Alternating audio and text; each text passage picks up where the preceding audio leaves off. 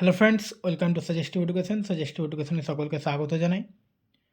SSC GD 2026-এর জন্য যে আমরা জিকেগুলো প্র্যাকটিস করছিলাম, তো আমাদের ইতিহাস সাবজেক্ট চলছিল। তো কেউ একজন কমেন্টে আমাকে জানিয়েছিল যে স্যার পলিটিটাও করান, তো আমি আজকে পলিটিটা শুরু করলাম। তো দুটোই একসঙ্গে নিয়ে যাব।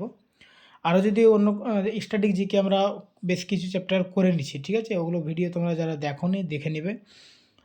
তো আজকের যে প্রথম চ্যাপ্টার পলিটির হচ্ছে সাংবিধানিক বিকাশ। তো সাংবিধানিক বিকাশ বলতে মানে সংবিধান রচনা শুরুর আগে অর্থাৎ ব্রিটিশ আমলে যে আইনগুলো হয়েছিল সেগুলো নিয়ে আজকের কোশ্চেন, ঠিক আছে? তো আজকের প্রথম কোশ্চেন হচ্ছে 1935 সালের গভর্নমেন্ট অফ ইন্ডিয়া অ্যাক্ট অনুযায়ী কেন্দ্রীয় সরকার ফেডারেশন ও প্রদেশগুলির মধ্যে ক্ষমতা বিভাজনের জন্য কতটি তালিকা ছিল? তো এই কোশ্চেনটা জিডি 2025-এ 5 তারিখে এসছে, 5 ফেব্রুয়ারি আর 25 ফেব্রুয়ারি, ঠিক আছে? সেকেন্ড শিফট ফার্স্ট শিফটে। তো এখানে অ্যান্সার হচ্ছে 3টি তালিকা ছিল, 3টি তালিকা। 1935 সালের আইন অনুযায়ী ক্ষমতা 3টি তালিকায় বিভক্ত করা হয়েছিল। একটা হচ্ছে ফেডারেল লিস্ট কেন্দ্রীয় তালিকা, প্রভিন্সিয়াল লিস্ট প্রাদেশিক তালিকা, আর কনকারেন্ট লিস্ট যৌথ তালিকা। এছাড়া ভাইসরয়ের হাতে অবশিষ্ট ক্ষমতা বা রেসিডিউয়াল পাওয়ার্স ছিল। এই আইনে অল ইন্ডিয়া ফেডারেশন গঠনের প্রস্তাব ছিল। Government of India act of 1935 বা 1935-এ কতটি শিডিউল ছিল? তো সেই সময় শিডিউল ছিল 10টি। অপশন ডি 10টি। 1935 সালের ভারত সরকার আইন গভর্নমেন্ট অফ ইন্ডিয়া অ্যাক্ট 1935, যা 1937 সাল থেকে কার্যকর হয়। এই পয়েন্টগুলো অবশ্যই মনে রাখবে, ঠিক আছে? এক্সট্রা যে ডিটেলস দেওয়া আছে, কারণ কোশ্চিন যে হুবাহু ওটাই আসবে ওটা না, এক্সট্রা ডিটেলসগুলো দেখবে, ঠিক আছে? কার্যকর হয় 1937 সালে। এটা ছিল দীর্ঘ আইন। এতে ছিল 321টি ধারা এবং 10টি শিডিউল বা সূচি। এই আইনের মাধ্যমে প্রাদেশিক স্বায়ত্ত শাসন বা প্রভিন্সিয়াল অটোনমি চালু করা হয়, প্রদেশে দ্বৈত শাসন বিলুপ্ত করা হয় এবং অখণ্ড ভারতীয় ফেডারেশন অল ইন্ডিয়া ফেডারেশন গঠনের প্রস্তাব দেওয়া হয়, যদিও তা বাস্তবায়িত হয়নি। এই আইনে প্রতিষ্ঠিত হয় ফেডারেল কোর্ট, যা পরবর্তীতে সুপ্রিম কোর্টের পূর্বসূরি, এবং রিজার্ভ ব্যাঙ্ক অফ ইন্ডিয়া, ঠিক আছে? এই আইনের মতেই তৈরি হয়েছিল। এছাড়া এতে ধর্মভিত্তিক প্রতিনিধিত্ব বজায় রাখা হয় এবং ভোটাধিকারের পরিধি বাড়িয়ে প্রায় জনসংখ্যার 10% নাগরিককে ভোট অধিকার দেওয়া হয়। নিচের কোন সংস্কারের ফলে 1919 সালের ভারত শাসন আইন কার্যকর হয়? মন্টেগু চেমসফোর্ড সংস্কার। আচ্ছা, 1919 সাল বলেছে, তো 1919 সালে মন্টেগু চেমসফোর্ড সংস্কারই এসেছিল, ঠিক আছে? তো অ্যান্সার হচ্ছে অপশন এ। মন্টেগু চেমসফোর্ড সংস্কারের ফলস্বরূপ 1919 সালের ভারত শাসন আইন কার্যকর হয়। 1813 সালের চার্টার আইন ইস্ট ইন্ডিয়া কোম্পানির শাসন কত বছরের জন্য বাড়িয়েছিল? তো তখন বাড়িয়েছিল 20 বছরের জন্য। 1813 সালে চার্টার আইন ইস্ট ইন্ডিয়া কোম্পানির শাসন আরও 20 বছরের জন্য বাড়ায়।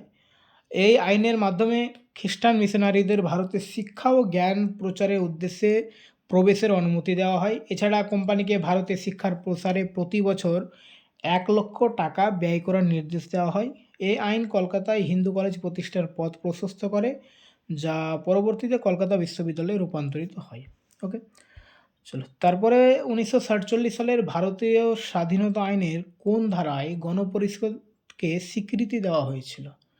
তো ধারাটা ছিল 8(1), ঠিক আছে? Option D.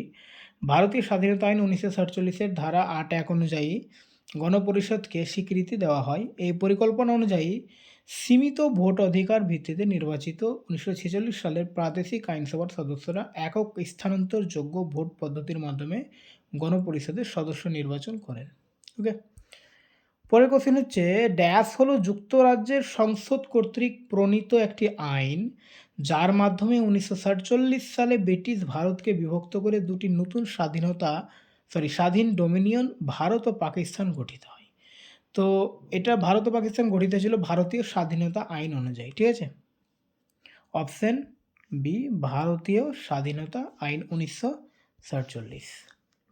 1947 সালের ভারতীয় স্বাধীনতা আইন যুক্তরাজ্যের সংসদে গৃহীত একটি আইন ছিল, যা ভারতে ব্রিটিশ শাসনের অবসান ঘটায়। এই আইনের ফলে 15ই আগস্ট 1947 সালে ব্রিটিশ ভারতকে ধর্মীয় ভিত্তিতে বিভক্ত করে দুটি পৃথক স্বাধীন রাষ্ট্র, ভারত প্রধানত হিন্দু অধ্যুষিত ও পাকিস্তান প্রধানত মুসলিম অধ্যুষিত, গঠিত হয়। এই আইন উভয় দেশকে স্বাধীনভাবে শাসন ও নিজেদের ভবিষ্যৎ নির্ধারণের অধিকার প্রদান করে।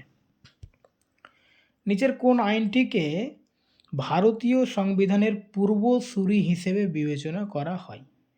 তো আমরা 1 নম্বর কোশ্চেনেই কিন্তু পড়লাম যে 1935 সালের যে আইনটা ছিল তাকেই ভারতীয় সংবিধানের পূর্বসূরি বলা হয়। ডিটেলস এটা আমরা পড়লাম, ঠিক আছে? তো অপশন সি হচ্ছে অ্যান্সার, ভারত শাসন আইন 1935। 1935 সালের ভারত শাসন আইন ভারতীয় সংবিধানের পূর্বসূরি হিসেবে বিবেচিত। 1950 সালের সংবিধান অনেকাংশে এই আইনের ভিত্তিতে গঠিত হয়। এটি ছিল ব্রিটিশ সরকারের প্রণীত সবচেয়ে দীর্ঘ আইন, যাতে 321টি ধারা ও 10টি তফসিল বা শিডিউল, যেটা আমরা পড়লাম, ছিল।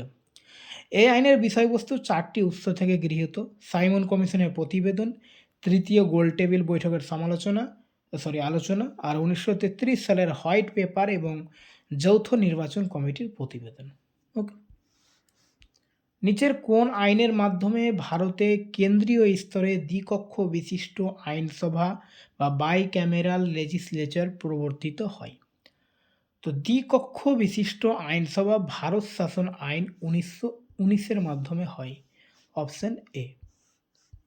1919 সালের ভারত শাসন আইন কেন্দ্রীয় স্তরে দ্বিকক্ষ বিশিষ্ট আইনসভা চালু করে। এই আইনটি মন্টেগু চেমসফোর্ড সংস্কার নামে পরিচিত। এই আইনের মাধ্যমে ভারতে নারীদের ভোট অধিকার দেওয়া হয় এবং জনসেবা কমিশন প্রতিষ্ঠার ব্যবস্থা করা হয়, যা 1926 সালে গঠিত হয়। ভারতীয় সংবিধানের একটি বড় অংশ, বিশেষত এর গঠনগত অংশ, সাধারণত কোন আইন থেকে গৃহীত? তো আমরা যে ডিটেলসগুলো পড়ছি ওখানে আমরা বুঝতে পারছি যে ভারতীয় সংবিধানের একটা বড় অংশ কিন্তু ভারত শাসন আইন 1935 সাল থেকে নেওয়া হয়েছে, ঠিক আছে? ভারতীয় সংবিধানের একটি বৃহৎ অংশ, বিশেষ করে গঠনগত অংশটা, 1935 সালের ভারত শাসন আইন থেকে গৃহীত। সংবিধানের মোট 395টি অনুচ্ছেদের মধ্যে প্রায় 250টি অনুচ্ছেদ সরাসরি বা সামান্য পরিবর্তনের মাধ্যমে এই আইন থেকে নেওয়া হয়েছে। নিচের কোন ভারত শাসন আইনের মাধ্যমে মন্টেগু চেমসফোর্ড সংস্কার প্রাদেশিক স্তরে দ্বৈত শাসন ব্যবস্থা প্রবর্তন করে? তো এটা হচ্ছে ভারত শাসন আইন 1919, ঠিক আছে? Option B. তো 1919 সালের ভারত শাসন আইন অনুসারে মন্টেগু চেমসফোর্ড সংস্কারের মাধ্যমে প্রদেশগুলিতে দ্বৈত শাসন ব্যবস্থা প্রবর্তিত হয়। তো এই চ্যাপ্টার থেকে 10টি কোশ্চেন, এরপর পরে আমরা পরবর্তী চ্যাপ্টারগুলো নিয়ে আসবো। ওকে, থ্যাংক ইউ।